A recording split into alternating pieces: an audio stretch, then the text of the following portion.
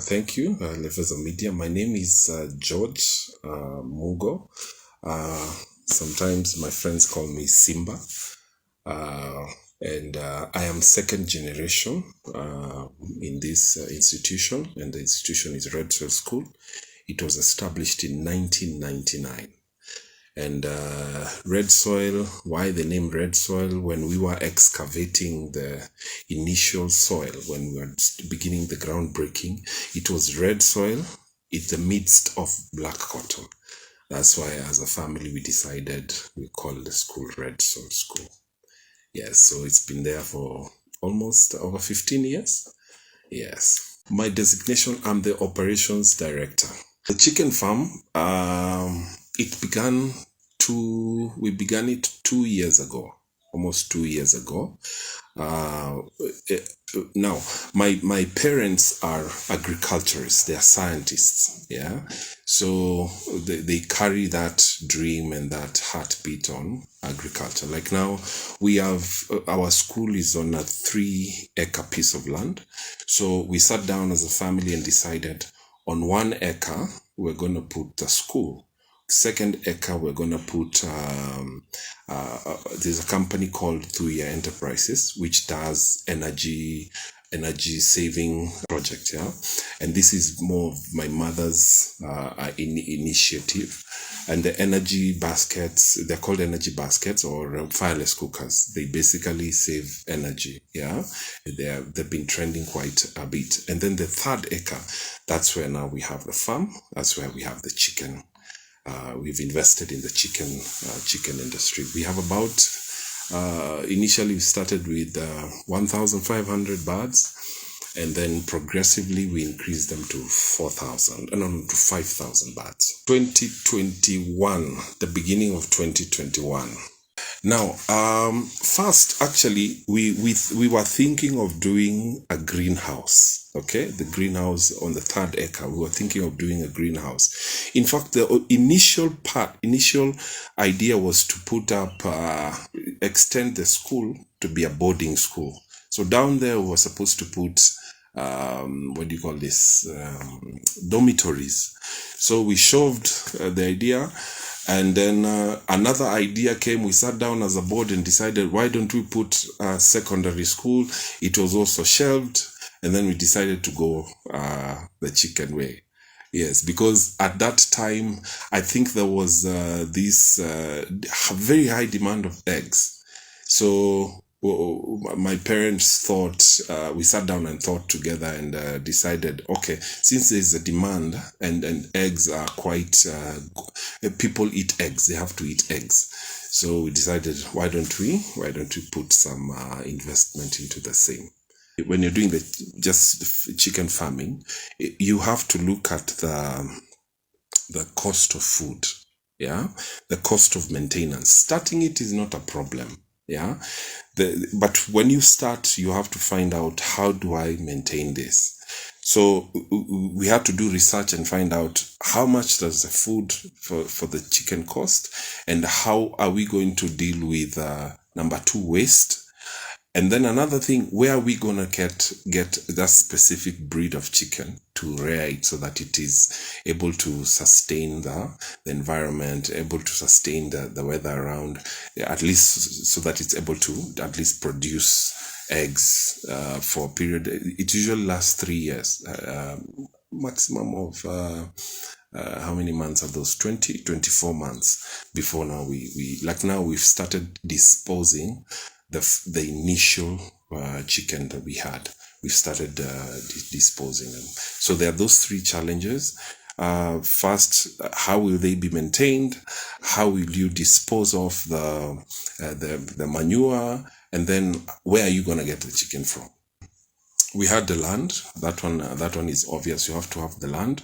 And then number 2, we had to sit down and construct a good structure that can be able to have, usually these days, the government usually looks for a place where they can come and do training.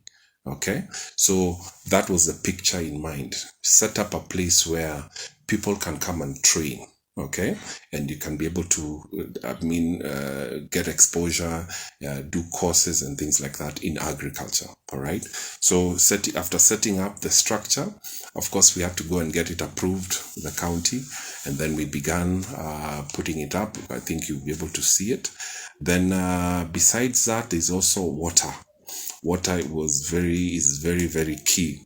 So we had to. There's a place up here, where a neighbor has sunk a borehole. So at least we are able to put. Now we have two sources of water. Let me say three, including the rain. Yeah. So we have one backup, second, and then we have rain. Yeah. Those are the three main things that I need to look at. We have not begun any official training. Yes. I think first, before you do the training, you have to, the project has to succeed. Okay, you have to see that you're making profit. You have to see that you're getting everything correct. You have to see that, for example, when the chicken gets sick, what do? Are they dying? And things like that. So you have to experience all that, so that when people come to do the training, you're able to give them concrete information. That you don't just wake up and start a chicken farming. You have to know exactly all the dynamics from start to the end. And when we started with 1,500 after we built the structures. Right now there are 5,000 birds approximately. The ones that are old, we've started disposing. Like yesterday, we sold about 760. Those are the first chicken. We've put them in blocks. There is a block A, B, C, D, E, F until G. So block A is the one that started. So those ones we've disposed them off. Some guy from I think KWS bought the chicken. Main products, I would say three main products. Number one, we have the eggs. That's the main product. Yeah, that's our core business. Like now, in a day, we produce about approximately, in the morning we do about 150. I may not be very, very accurate. In the morning, we collect twice, 150 trays. In the evening, about 120, somewhere there. So total cumulative between 300 and 400, let me say, give or take. Yes, that's the first thing, eggs. Second is the chicken themselves. But then that one comes after they've produced enough for some time, and they need to be disposed of as meat. Okay. And then the third thing is manure. In fact, recently, about 2 months ago, we were sent for some health guys came to inspect, because the neighbors had reported us that the manure is smelling. So we had to do something about the fumes. Yes. So we found a way, and we were able to at least mitigate that. So there are those three things: the eggs, and then the manure, and then the chicken itself. Yeah. And then jobs, of course. Yeah. Market. Where is our market? We sell to, let me say, wholesalers, egg wholesalers. There's a place we go and pack, and then we distribute. That's our first point. And then, of course, normal customers who come around, the neighbors. And then there's also another distributor of eggs from around Kandisi, who comes to pick the eggs. Some traders are in Rongai also, who just come to collect the eggs. Now for the meat, that's for the eggs. For the meat, of course, the local, like the school, we consume the eggs also. Now for the meat, like the customer we found who came to buy the chicken is a broker of, I think, KWS or something like that. Yes. And then, of course, the normal. It's usually, it's a bit tricky, because the chicken themselves, because they've lasted for about 24 months, their meat is usually quite hard. Ni kama ya kienyeji. So they are usually either fed to animals or things like that. Yeah, that is our chicken, eggs market. And then for the manure, we have another farm in Central Province, Kirinyaga. So after about a month or a week, 2 weeks, the manure is transported and taken to that farm. But then there are other people who come and collect the manure. Of course, they buy per bag. We sell a tray at 390. So if we sell at 390 wholesale price, and the cost of production will be about between 150 and 200 shillings. So that figure on top is a magic. You can do the math. We have an agribusiness club. Now, the agribusiness club, besides that, the CBC program has got a section of agriculture where all the kids have to do that compulsory subject. So when this time comes, they usually go down there, depending on what is on the curriculum. They go down there, and then they are able to be shown, this is what happens, this is how to do, this is how you feed the chicken, this is the mechanism that takes place down there. Yeah, so it benefits them 100%. There is agribusiness, and then there is agriculture for the CBC. So this agribusiness, this is now where they go into more details, because these are pupils who have shown interest and passion. So we take them there and show them the details, okay? But the agriculture class, that one we just show the basics. Actually, and sorry for going political, I have this political blood. One of the things that can help this country is agriculture. Okay, if, for example, the government can also do a lot of investment and sensitization into agriculture, it can create a lot of jobs and a lot of food. Allow me to also pinch a little bit into spirituality. We've read in scripture that things are not going to be very good in the coming days. Yeah, and for example, last month? Last month we had this earthquake in Turkey, okay, and they were calling. I just saw on BBC they were calling on countries and governments to help them with supplies and food, and so you can imagine an earthquake takes place and almost over 50,000 have died. Now the people who are there who have survived, they need food. They need basic amenities, but mostly it's just food. And that's where now we come in as a country. I saw Alfred Mutua, the CS, was pledging to send peanuts and something else, okay? But what if our agriculture was strong? What if we had invested in quite a lot of agriculture? Then we would have more than enough to be able to help such countries. On Sunday, the deputy was saying, oh, we don't have maize, we don't have this, we don't have that, imeisha. And then what they are doing is they said they are importing maize from other countries, Brazil, because the transport is very high, the cost of importation is very high. They'll get it from nearer countries. Yeah. Now, instead of pumping all that money, why don't we take that money, pump it in the schools, and we invest in such? Now, take for example, this is just a single family business. We have 5,000 birds, and it's not just the birds. Of course, there are other things. We are feeding almost over 10,000, almost 15,000 people, okay, every day, okay. Now, what if a huge, humongous government with resources and let me shock you, we've invested between 5 and 6 million only as a family. Within a span of 2 years, we are feeding 10,000 to 15,000 people. What about a government that has gotten 16 billion yeah, from America. What if now that money was invested in agriculture and specifically the schools, so that the next generation can be able to at least rise up to the occasion of creating food and bringing up, setting up farms in different places. Yeah, that would really go a long way.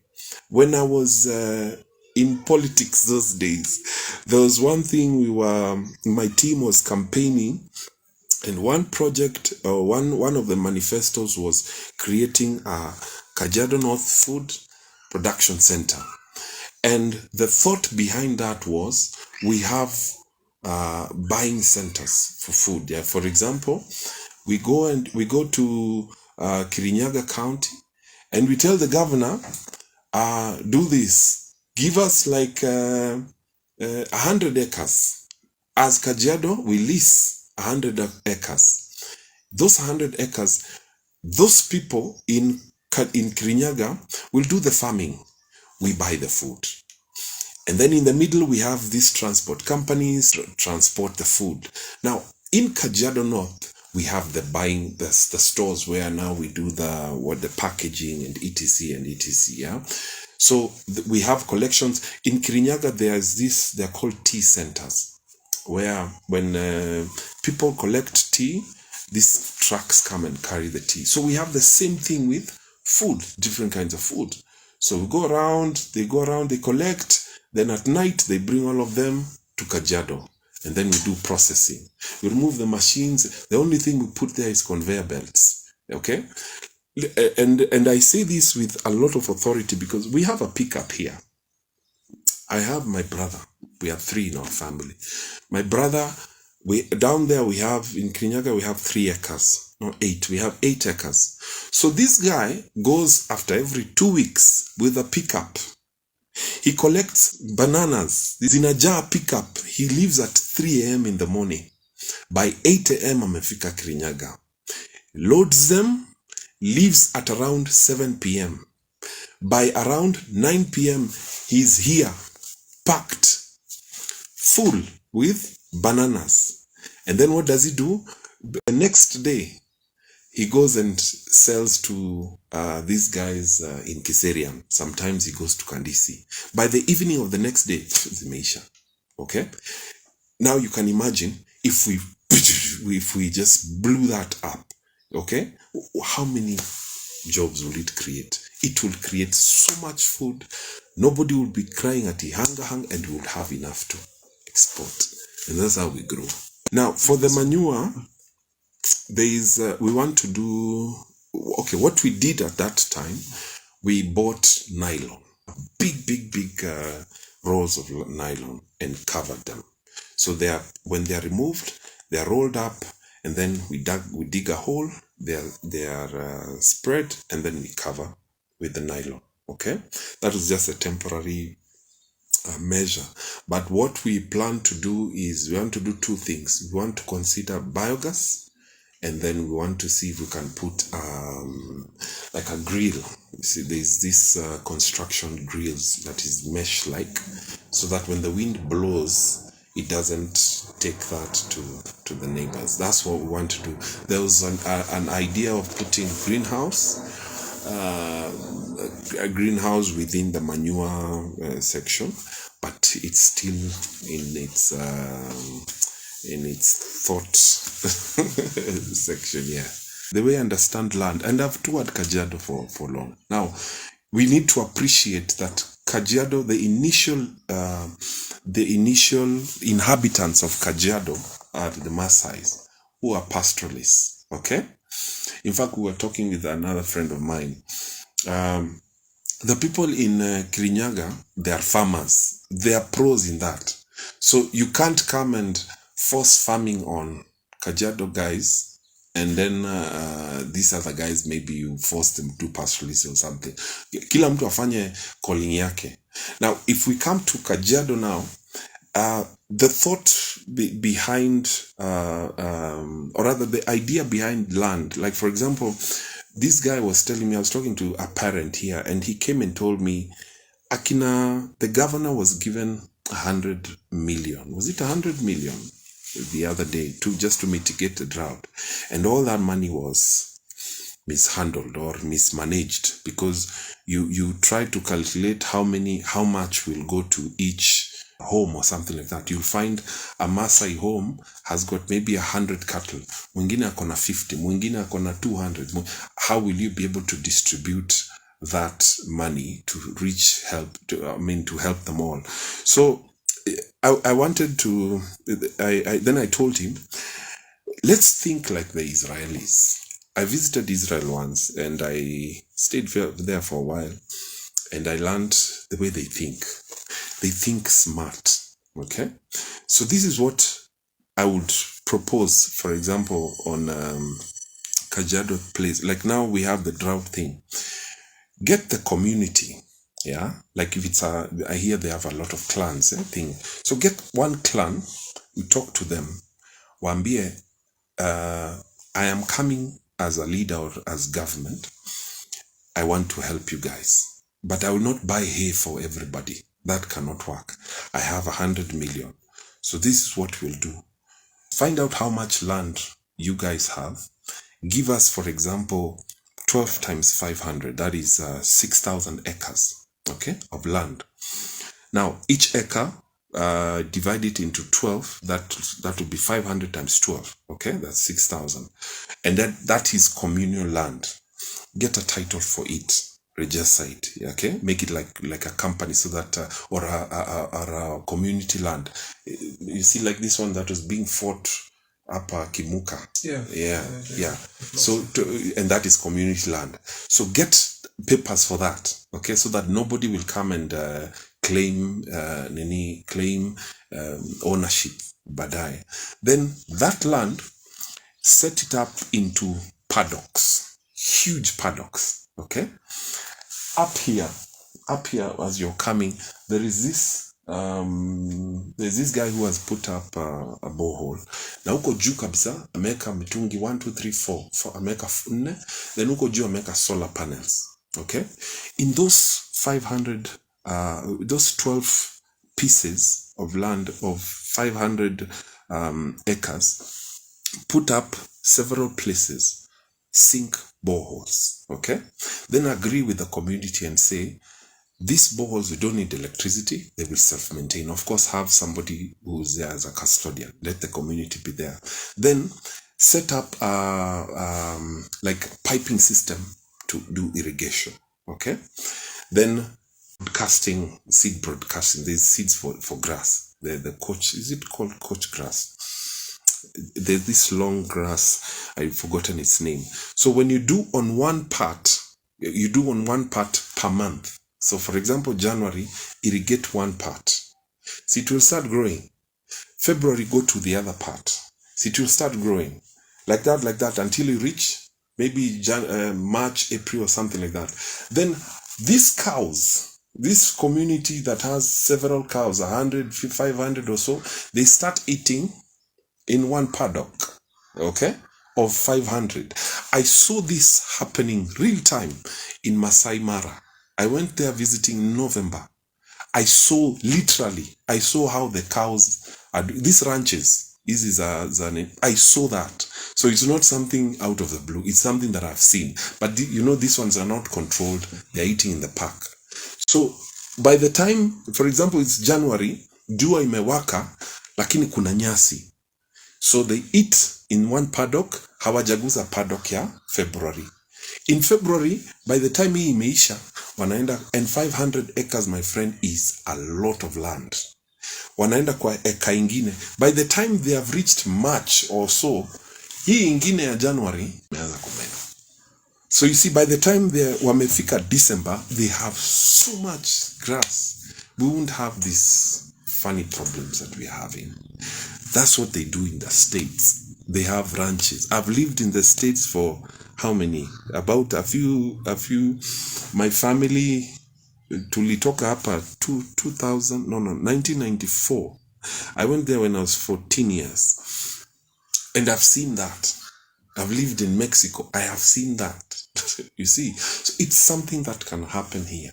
But our leaders are, I don't know how they use on, yeah. So it's just some simple things, just very simple. It's not even complex, yeah. And it is technology we have used. You just need water. Get water, pipe it, let it, and then tell these guys, this paddock near January. You can even label and put ear tags on the cows so that Masai anajua ng'ombe zangu ndio zile, ya, hakuna mahali zitaenda, zitakula hapo January yote. January, by the time February inaanza, wameenda kwa paddock ingine, wanaenda kwa paddock like that. Sasa ile wamefika December, paddock ya January imemea nyasi huku juu, you see, and then they can go back there. We will never have this issue of nini again. That's what I would think about Kajiado. When you start something, and you start something that will grow. Okay, for example, this studio, I opened it I registered it in 2004. I can show you even the certificate. It is still here. Okay, it is all those years, it is still here. Why? Because I have learned that even if I work here sometimes, there are people that I have trained so that I don't have to be here, so that it runs. It can still run. My parents, the initiators of all this, they are not here now. They are in India. They went for a whole month, yeah, just to do other things, in the confidence that nothing will go down. And things are just running smoothly, as if they're not. It's actually as if they're not, as if they're there. Okay, we just give updates. Yeah. So the same thing down there. You don't want to be the alpha and omega on everything. Yeah, you want to do. You want to employ something called sustainability. Okay, replicate yourself, and that's what God gave us and commanded us. Go and multiply. Replicate yourself. You shouldn't be the alpha and omega of everything.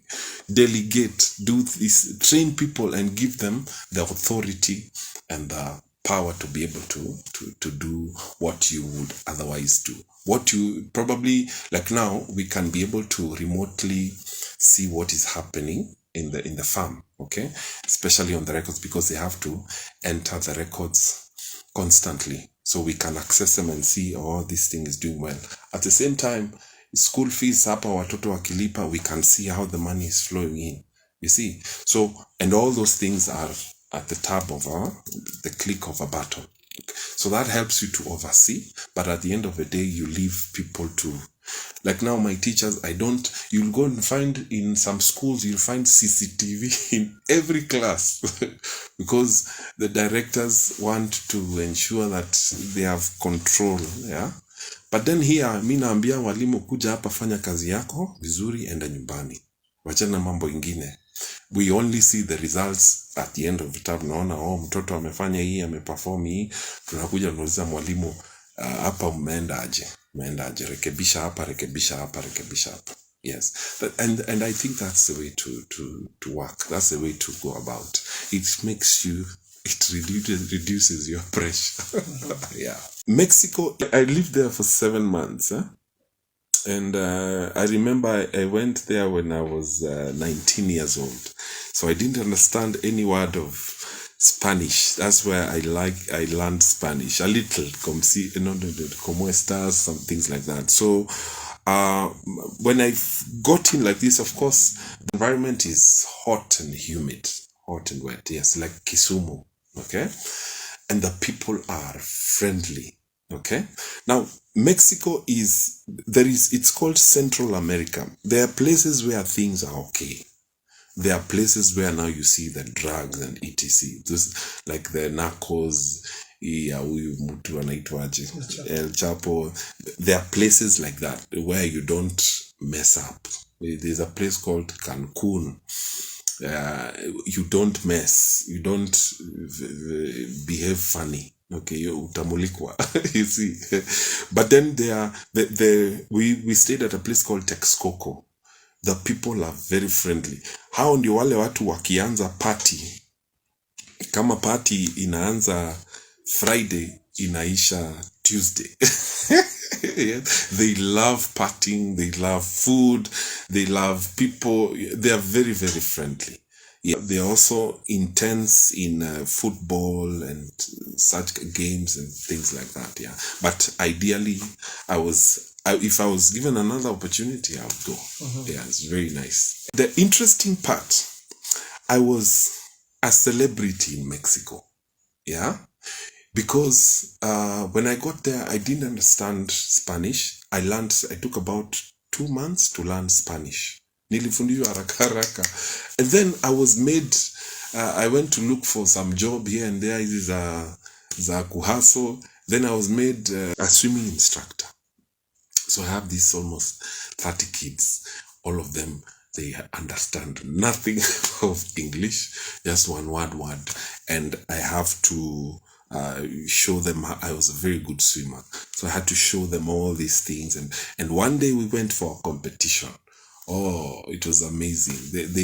We emerged the best, and everything was just tick, tick, tick, tick, tick. Now, there's something they were very interested in me as an African, my hair. They always wanted to touch I didn't know why, but they always wanted to touch my hair. Yes, that's all that I saw that and then of course ask about Kenya, lions and blah blah blah, the wildlife and culture and Maasai, all those things. Of course, we have to tell them. Yeah, but they had a particular thing about my hair. Said it was like sponge, very nice to touch. America, as I would want to stay, if I was given a ticket to go to Mexico to stay for some time, I would take it. But not the same with America. I stayed there for, do I remember? Was it 3 months? Whilst my family stayed there for 5 years, I stayed for only 3 months. I was from St. Patrick's right here. So nimefika hivi, I got a very big culture shock, very crazy culture shock. I couldn't stand it. So I decided to come.